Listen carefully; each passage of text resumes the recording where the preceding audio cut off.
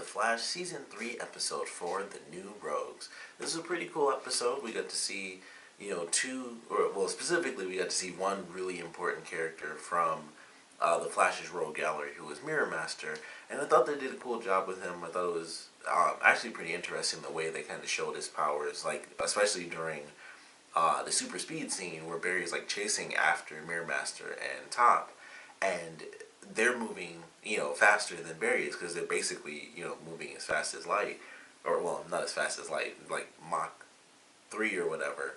So I thought that was pretty cool. I liked the way they showed his powers. It was pretty simple.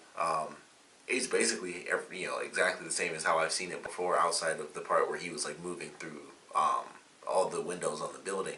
I'd never seen anything like that before, so I thought that was really cool to watch. But it was cool. It was a nice episode. I thought they had cool villains for it.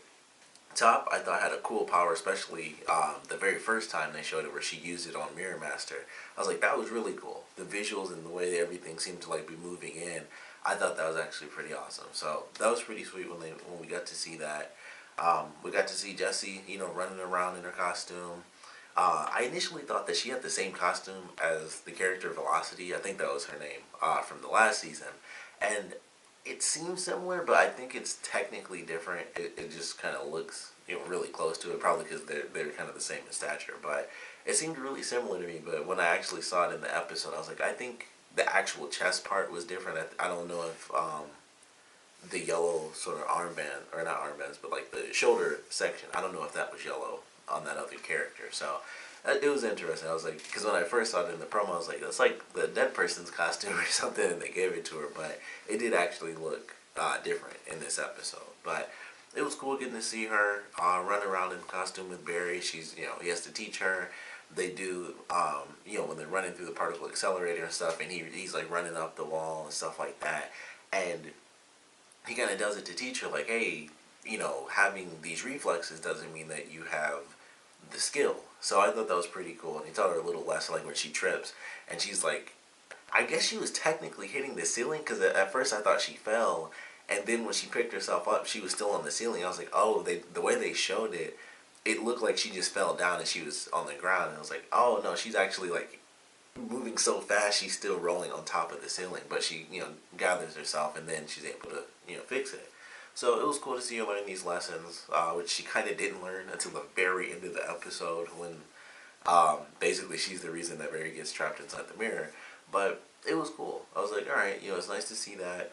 The relationship stuff with Jessie and Wally didn't really matter to me that much. I mean, obviously, it's not going to mean that much for the two of them. I mean, that's like the ultimate, long distance relationship. So they kiss in this episode, and it's like, that's it. But I'm like, I don't know, they're going to be gone, or they are gone, by the end of this episode. So it's like, I guess when they see each other, they'll hang out. I don't know. So it's like, alright, whatever. Wally's able to help Jessie out a little bit and kind of give her a little bit of confidence back. Like, it's fine, you made a mistake. I'm sure Barry screwed up. He's always screwing up. He should have, he doesn't know how many times, he's jumping through the past. But, just put a little tick mark and it's like, look at all these mistakes that came from one mistake, of him traveling back in time. So, he was technically right. He's like, I'm sure Barry made a bunch of mistakes when he first started, which is not wrong in any way, shape, or form. But it was cool to see them work together in this episode. Like I said, as far as Mirror Master and Top, I thought that was pretty cool. Top is actually like the gender bent version of a male character in the comic books, which I thought that was interesting. And I thought she was based off of the character Count Vertigo, because she was wearing, based on the one version of that character that I know, I thought she was kind of wearing his colors with sort of the green and yellow, but it's a different character that has the same sort of ability. So I was like, oh, I just thought this was going to be, like, actually, they would call her Vertigo. But yeah, it's Top, different character, similar sort of powers. She actually calls this Vertigo. I think Count Vertigo just has basically, like, it's more like a psychic blast. They just call him Vertigo. But it was cool. I liked them as the villains. It was cool that Jessie was able to kind of come back, and she, even though she got hit at the end, she was able to, kind of keep her composure, which admittedly, maybe I missed something. I still didn't understand how she did that when I was watching. And I was like, okay, so she got hit. having the confidence isn't going to change the fact that you have vertigo. It's not like, oh, I proof I got my balance. I mean, based on what she did, it seemed like she just ran really fast until everything was crazy. So she was almost able to kind of reverse it because she was moving so quickly. She just kind of snapped out of it, and then she runs around top and like messes her up, and then just flat out punches her to to take her down. But I was like, all right, don't I didn't understand 100% how that worked. She kind of got hit and then just ran, and then she was fine. So I was like, all right, I don't really understand how that works, but whatever. She beat her, and then of course Barry uses sort of the infinite reflective loop to trap Mirror Master, which I thought was pretty cool. Other thing that didn't make a lot of sense though is that he was like, all right, so I got you trapped in here, and then he handcuffs him, and it's like, all right, let's go, and he basically opens up the thing, and I'm like, he could just, all he has to do is like drop into anything reflective. I don't know if it counts as far as him like dropping into a puddle. I don't know if they were going that far with it. I'm pretty sure in the comics he can only do like actual reflective surfaces. Um, but I don't know. I was like, he catches him and handcuffs him, and the first thing he does is like, all right, let's get out of this infinite loop, which was the only thing we could think to use to trap you the entire episode. And I'm like, he just, I mean, I know Barry, of course, has super speed, but I guess they had a truck. They would have to have had some sort of truck, or Barry just ran really, really fast and threw him straight into a cell or something, because of course it couldn't be in anything reflective. So I thought that was interesting. So they lock him up in a very specific type of cell. Top ends up getting put back into prison. So, excuse me. Both of them end up being arrested. A cool thing about this episode is that we actually got to see Snart a little bit. So, excuse me. That I thought was pretty cool. They do kind of the flashback to when the particle accelerator first exploded, and this guy gets he's on the mirror and stuff. They have a cool little fight scene and stuff, and he gets thrown into the mirror, and then when he gets hit, he just basically melts into it.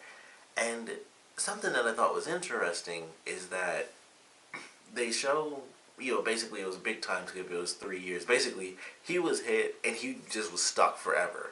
So, in one regard, it basically means he doesn't have to eat or sleep or anything like that. Like, he was just trapped in this mirror. And then, the other thing is that I was curious how that explained his powers, because it seemed like he could just walk into a reflective surface, and then he could just jump to another one, which is what I know his powers to be.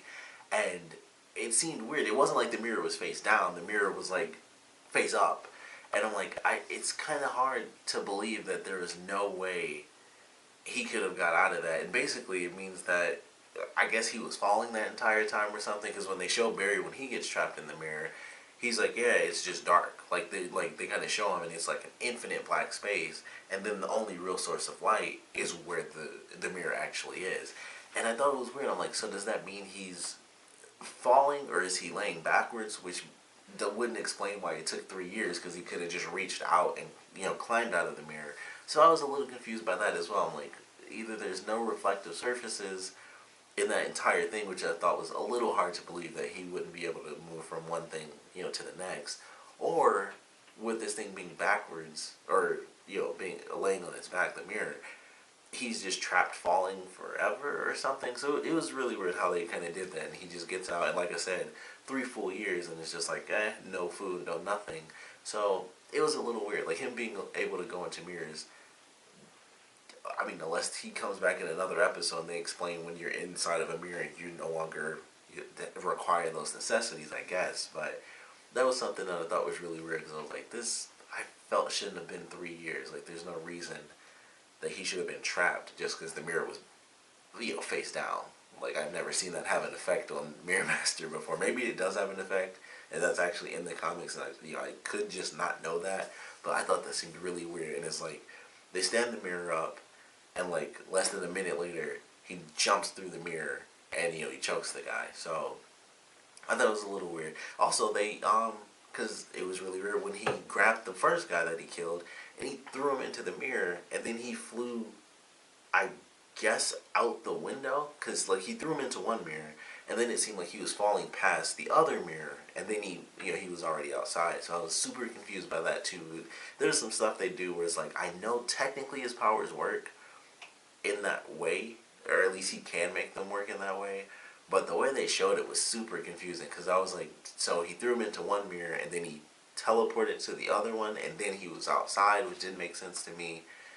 So it was just really confusing. Kind of sometimes the way they showed how his powers work. So there are a lot of weird little inconsistencies I felt, or things that just really needed to be explained. Like, okay, he threw him into this mirror, and then his reflection was in the mirror, on the other side of the room, and then somehow he, I guess, was out the window, which he managed to survive, which was really crazy. When it came back from commercial, I was like, oh crap, he lived. Like nobody ever lives in that sort of situation. I think it was like the first time I've ever seen that happen, where it's like, yeah, he threw me out a window, and I'm fine. He was really bandaged up, of course, but I mean, it's the second story, so you would survive, but it was just surprising. I was like, holy crap. And plus the way they did it, I thought it was like he was falling really fast because he was basically in an infinite loop and then he, shot out the window. But like I said, it was somewhat confusing the way they kind of showed off his powers.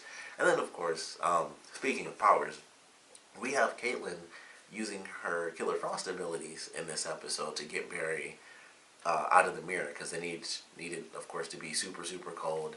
My girlfriend was super pissed off at her because she's like, we know she has these powers and stuff, and instead of just showing the rest of the team that she has, these powers, her idea is to let them build this machine and do all this extra work when she could just easily freeze this thing and help Barry get out. So, of course, it doesn't work, so she has to use her powers, and of course, it's still hidden. So, we get to see that. Barry gets let out. Of course, Wells tells Cisco, like, hey, the machine didn't work, so something happens, so of course that would be there. But we get to see Caitlyn unintentionally use her powers because they're starting to expand within her. And so she freezes the shower. And we also see that, like, her lips are, like, actually turning blue and her hair is turning white. So I guess it's going to be a permanent thing then, because I didn't think they would actually do that. I thought, it's a simple way to have Killer Frost in the, when they initially did her character. I was like, alright, we have Killer Frost. That's an easy way to do it. Just have it be the alternate version of Caitlyn. So, of course, we have Caitlyn Snow, and then we have Killer Frost, like they did, with Earth 2. So she's the villain. That's how we get, kind of the typical look where she does, literally looks like ice cold.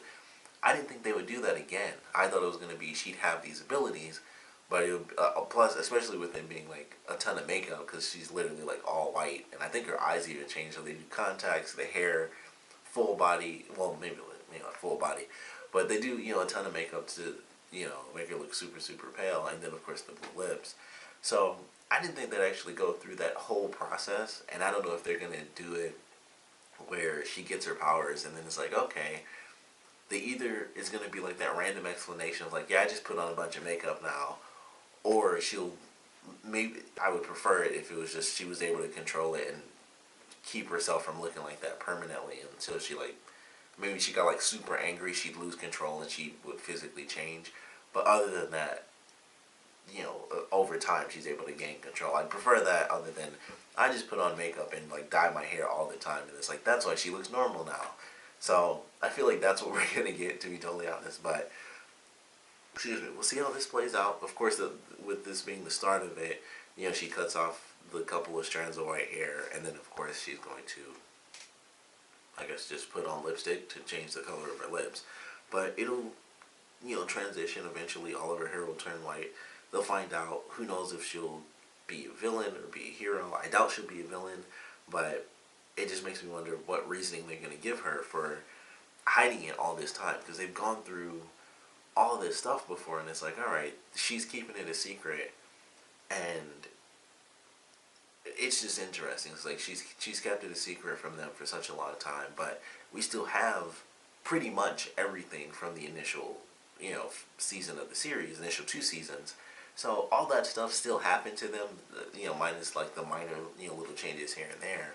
And it's just interesting. It's like, how is this going to play out? And it makes sense, because at this point, I don't know how they can do it. Like, her being scared, I just don't feel like that cuts it at this point. Like, if she's had these powers, Cisco, finding out that he's a metahuman and stuff like that, I can think of a million times, considering they're still keeping the first 2 seasons 100% canon outside of, Iris being mad and Cisco's brother dying. There's still 100 million situations where I can think of where her being like, hey, I found out I had these powers, easily could have come up and it would have been perfectly accepted. Like, there would be no reason I can think of for her to be afraid of it, unless they say like, oh, it's a more recent thing, and that was kind of an issue that she had before. So I guess I could accept that. Where, I mean, with her meeting Killer Frost in the past, finding out that she actually does have the same powers, I could see that making sense. I guess that's like the only thing that would work, and that has to be it, because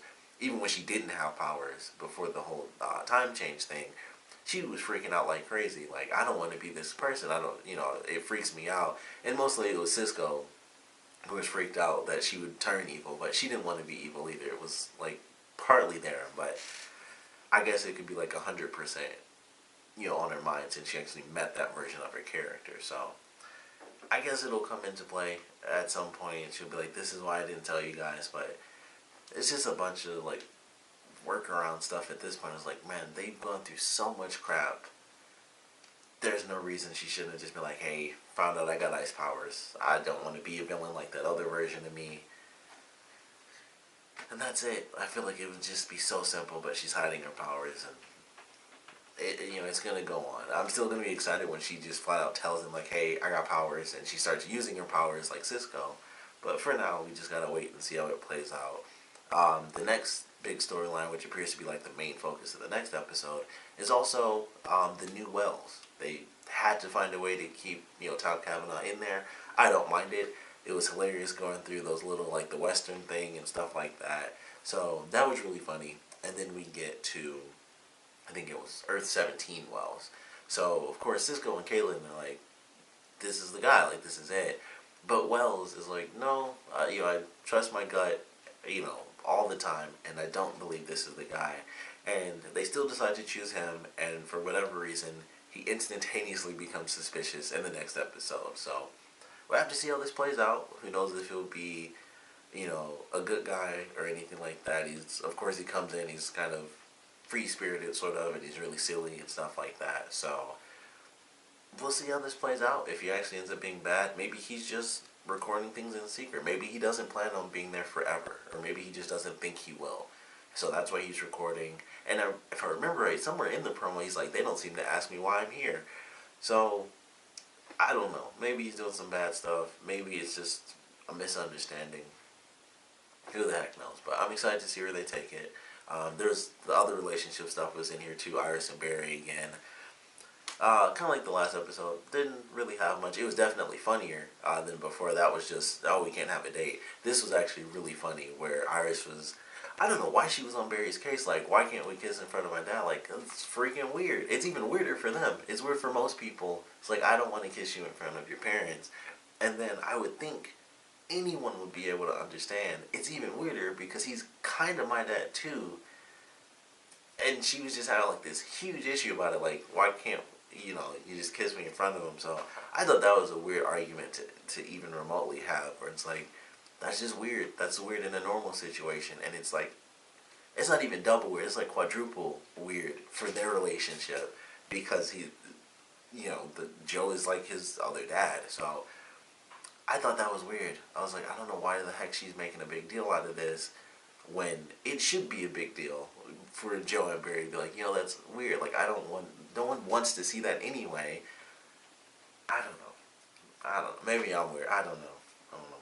But it was somewhat irrelevant, but it had some funny stuff to it. I'm excited for this next episode, of course. Definitely want to know what you guys thought about this one, so please comment below. Let me know your favorite parts, least favorite parts. And because we have this new Wells, I do want to know what you guys think about him. Of course, he starts off, he's pretty silly and funny, so I like that. But now we have to see if he'll be a villain or something like that, or, Earth 2 Wells is going to have to come back. I'm curious to see what they do. I wouldn't hate it if they kept this version of Wells, just because it's like, hey, we have, new season, new type of Wells. I don't think they'll continue to do that if he is a good guy.